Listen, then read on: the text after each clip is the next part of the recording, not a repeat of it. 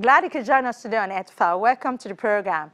I'm Ayola Kasim. The coronavirus is upending everything from aviation to the economy, and it's also having a big impact on the environment.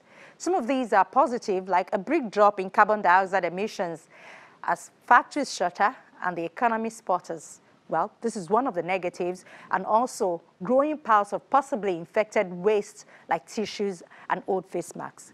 But today on the program, we continue to focus on the positive side, like how the pandemic is changing lives across the world and also helping to save nature. We'll start with a story right here in Lagos. Just stay with us.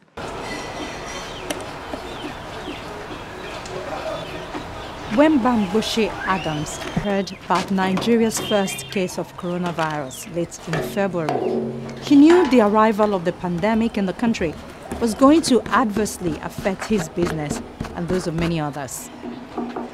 Before this, Adams made money by using waste products. He upcycles used car tires into pieces of furniture for homes and offices. His light bulb moment was realizing that thousands of small businesses are going to need hand-washing units for their customers. So I saw that this is not the best time to sell my products, my tire products, and okay, what can I come up with that can help the situation? So I got the first drum, I tried it and it worked out. I posted it online and people started requesting for it.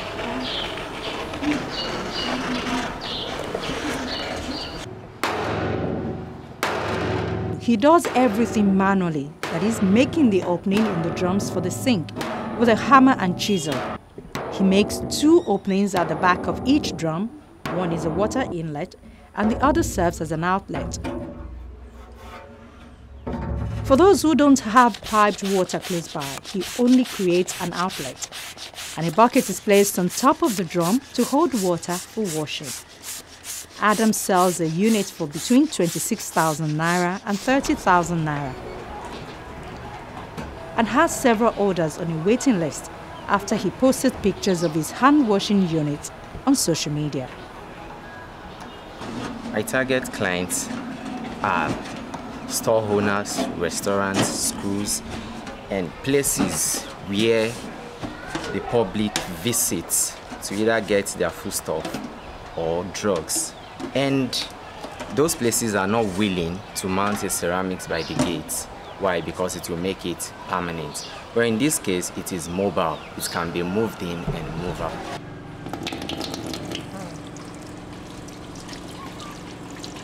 Wow, this is really nice. Sheung Shongolaye calls herself the mom-in-chief of Baby Grubs, a company that produces a farm-to-table range of homemade cereals for children. She was one of the first people to buy a hand-washing unit from Adams. Our own external hand wash station is just before the factory, not for the visitors. But now we see that even our visitors need to have their hands washed, even when coming to purchase as walking customers. As the number of coronavirus cases in Nigeria rises to more than 100, the country has been taking stricter measures to prevent the spread, including a ban on large and religious gatherings, shutting of the international airports, and closure of all land borders.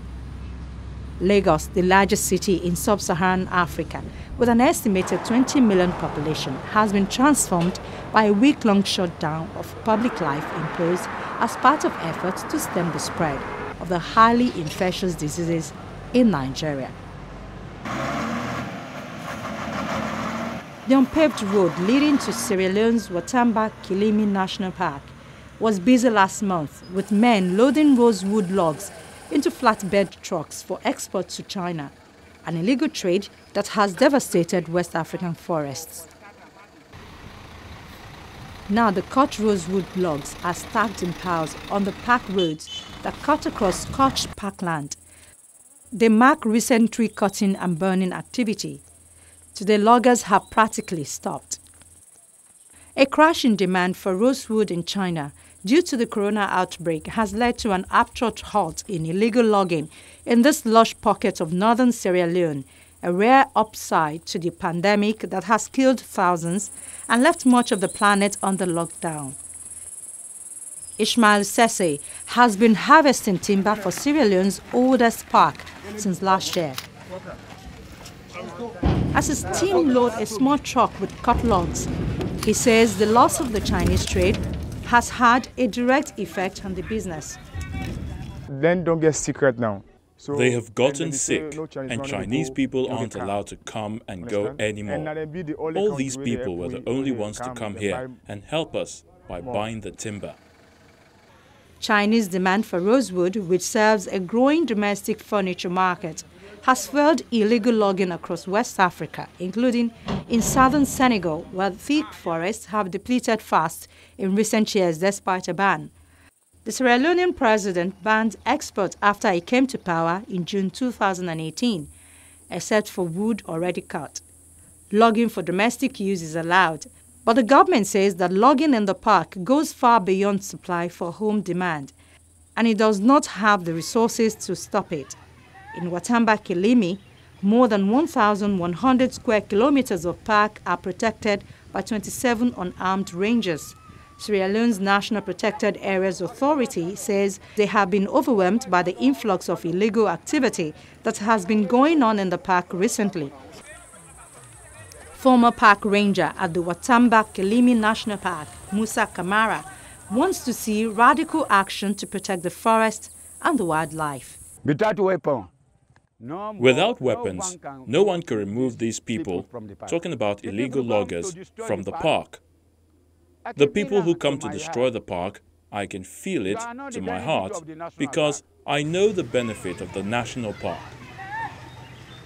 But many villagers prefer to focus on the benefits to their livelihoods, and without logging, Sese says they won't survive. Although the wildlife Although people say that we shouldn't work there because of the wildlife, we don't have anywhere else to go. If they prevent us from logging there, we will suffer. People in the villages used to walk long distances from one place to another and suffered too much. But now, the timber business has allowed cars to reach villages, people can get lifts, the landscape opened up. So, we are really happy. So all are open. So we're really happy.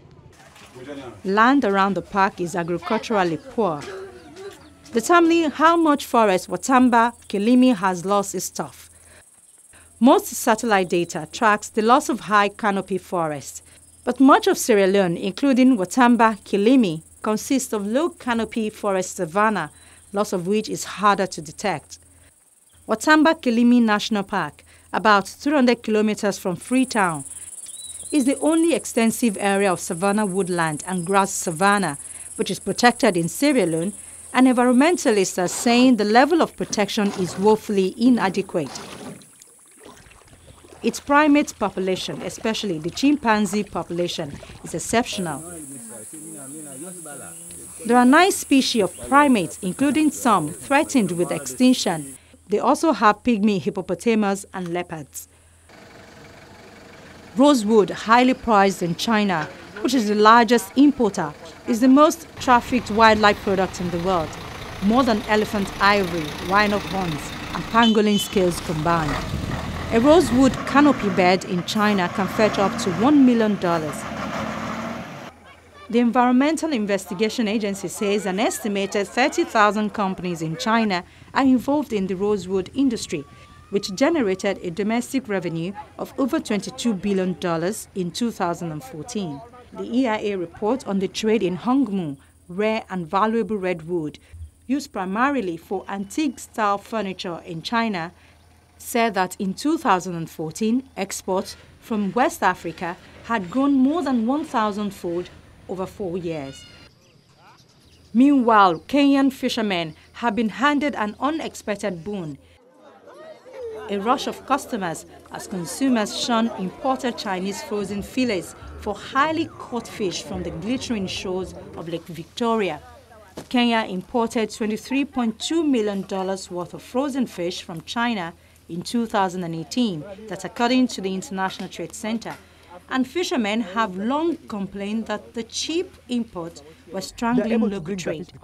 Now the coronavirus has given local fishermen a boost, as Chinese imports slowed and nervous customers turned to local fish.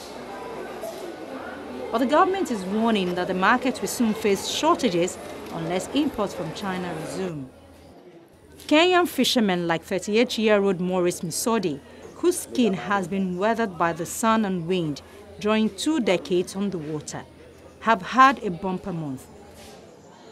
Based at Donga Beach in Kisumu, customers are clamoring for every fish he catches.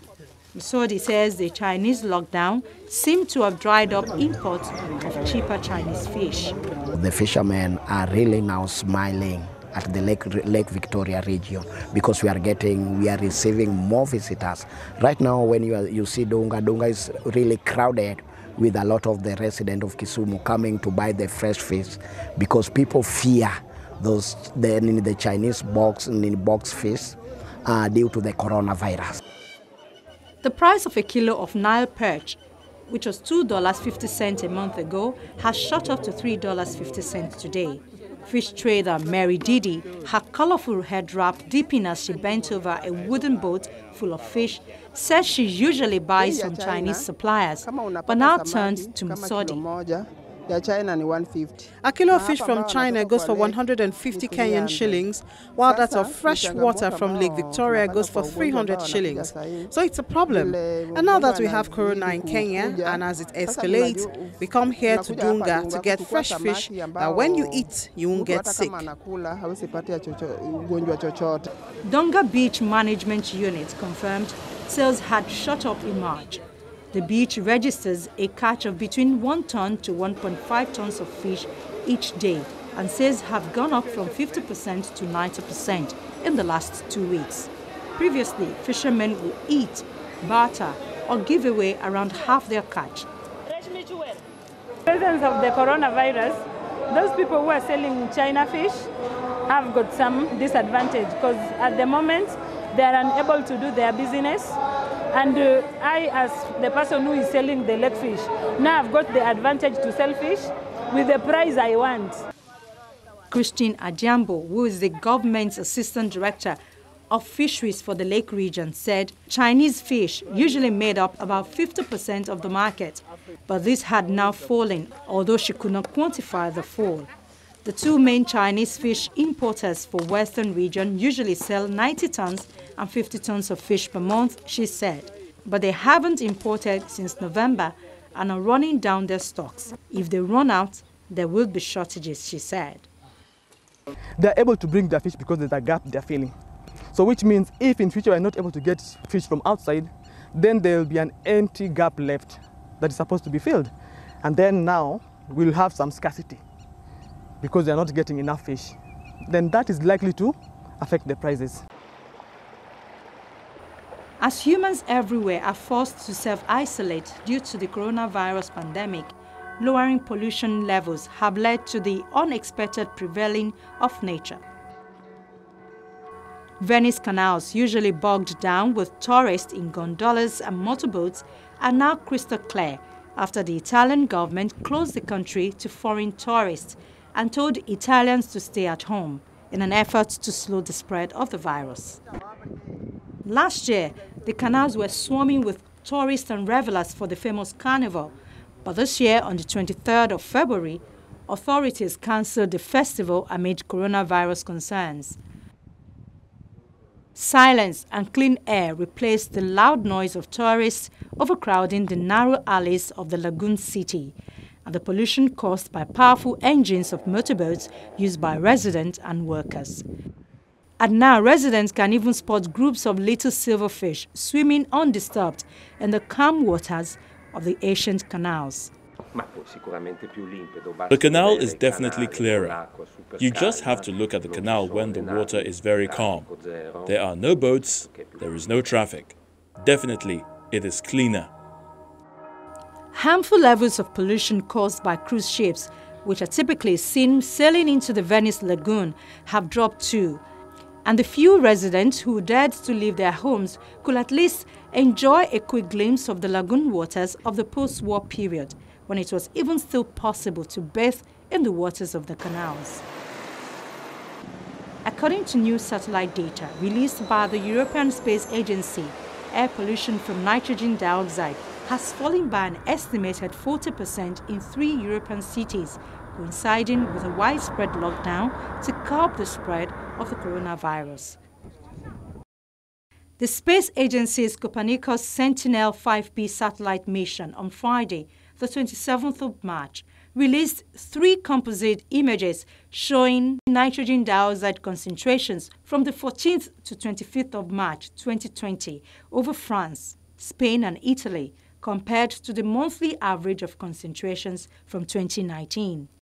So what you really see is the centers of this pollution, or the sources of this pollution. But also the other advantage of NO2 is that it is a relatively short-lived gas. It lasts, depending a bit on weather and climate and several conditions, but it lasts roughly half a day.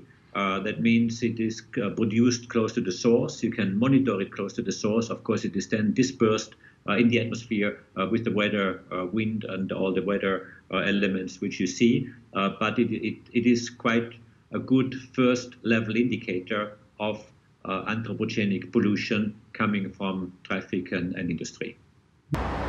Researchers studying the impact of emissions from industry and transport on climate change and human health are scrambling to understand the possible implications of the coronavirus pandemic as economies slow, flight are disrupted, and quarantines imposed.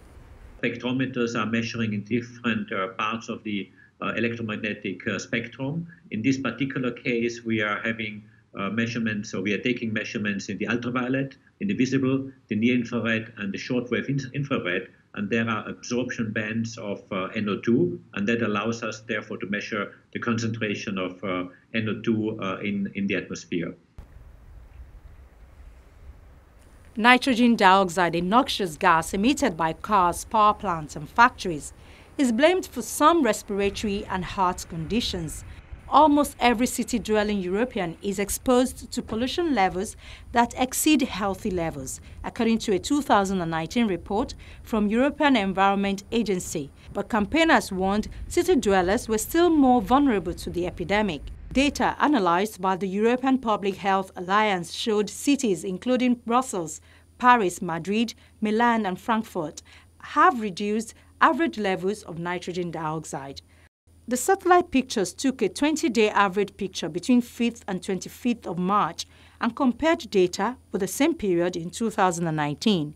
In Madrid, average nitrogen dioxide levels decreased by 56% week on week after the government banned on non-essential travel on the 14th of March.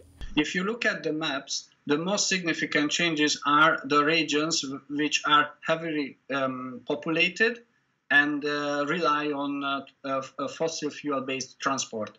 So those are the areas usually around the capitals. And then the maps help us to see that if transport decreases, then so does air pollution.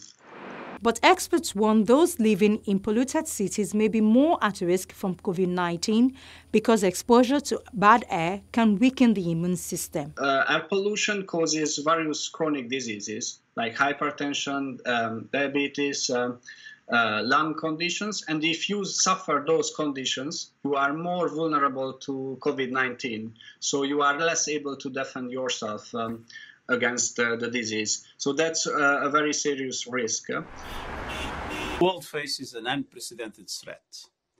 The COVID-19 pandemic has rapidly covered the globe. It has spread suffering, disrupted billions of lives, and endangered the global economy. COVID-19 is menacing the whole of humanity, and so the whole of humanity must fight back. Individual country responses are not going to be enough. Wealthy countries with strong health systems are buckling under the pressure. But now the virus is arriving in countries already in the midst of humanitarian crises caused by conflicts, natural disasters, and climate change. These are places where people who have been forced to flee their homes because of bombs, violence, or floods are living under plastic sheets in fields or crammed into refugee camps or informal settlements. They do not have homes in which to socially distance or self-isolate. We are launching a $2 billion global humanitarian response plan to fund the fight against COVID-19 in the world's poorest countries. Coordinated by the UN's Office for the Coordination of Humanitarian Affairs, this interagency plan brings together existing appeals from the World Health Organization and other UN partners and identifies new needs as well. Properly funded, it will save many lives and arm humanitarian agencies and NGOs with laboratory supplies for testing and with medical equipment to treat the sick while protecting healthcare workers. China also recorded a drop in nitrogen dioxide pollution in February when the government imposed lockdown measures to contain the epidemic. Countries that went into lockdown later, such as Britain, which did so on the 23rd of March, also look set for a pollution dive in the coming weeks. An unprecedented threat. The COVID-19 pandemic has rapidly covered the globe. It has spread suffering, disrupted billions of lives, and endangered the global economy. COVID-19 is menacing the whole of humanity, and so the whole of humanity must fight back. Individual country responses are not going to be enough. Wealthy countries with strong health systems are buckling under the pressure. But now the virus is arriving in countries already in the midst of humanitarian crises caused by conflicts, natural disasters, and climate change. These are places where people who have been forced to flee their homes because of bombs, violence, or floods are living under plastic sheets in fields or crammed into refugee camps or informal settlements. They do not have homes in which to socially distance or self-isolate. We are launching a $2 billion global humanitarian response plan to fund the fight against COVID-19 in the world's poorest countries. Coordinated by the UN's Office for the Coordination of Humanitarian Affairs, this interagency plan brings together existing appeals from the World Health Organization and other UN partners and identifies new needs as well.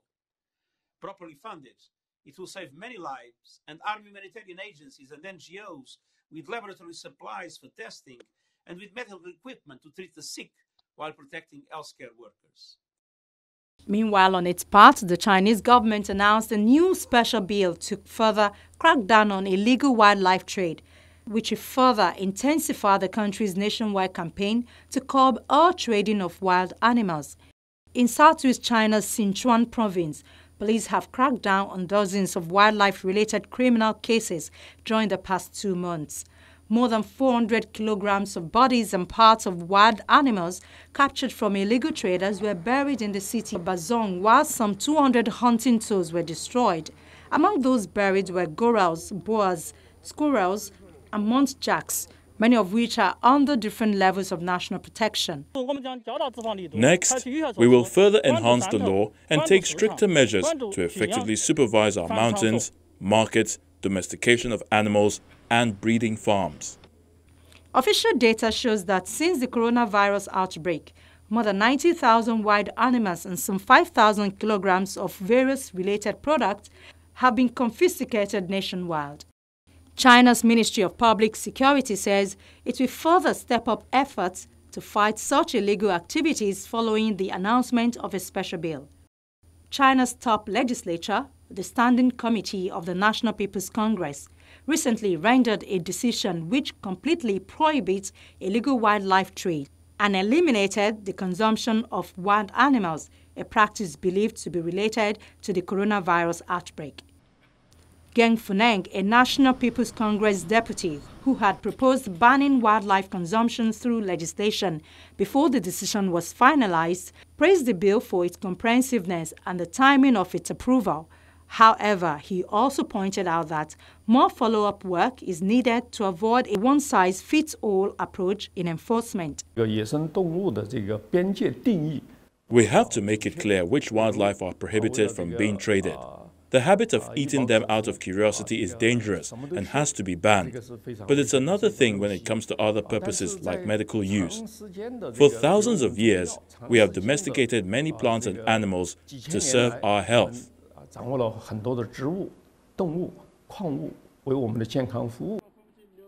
Geng's concern is shared by others involved in the farming of wildlife with economic or medical value, such as sika deer and bamboo rats. This issue is expected to be addressed in the amendment to the Wildlife Protection Law. The amendment of the Wildlife Protection Law will be a systematic project because it involves biosecurity. Banning eating wild animals and changing bad eating habits are only parts of it. Professor Wang said the new bill should be an important reference for the amendment to make the highly anticipated law more complete and concrete, as well as more operational. Wang added that it's time for the public to take this opportunity to reflect on their dietary habits, which should not just be healthy, but also legal.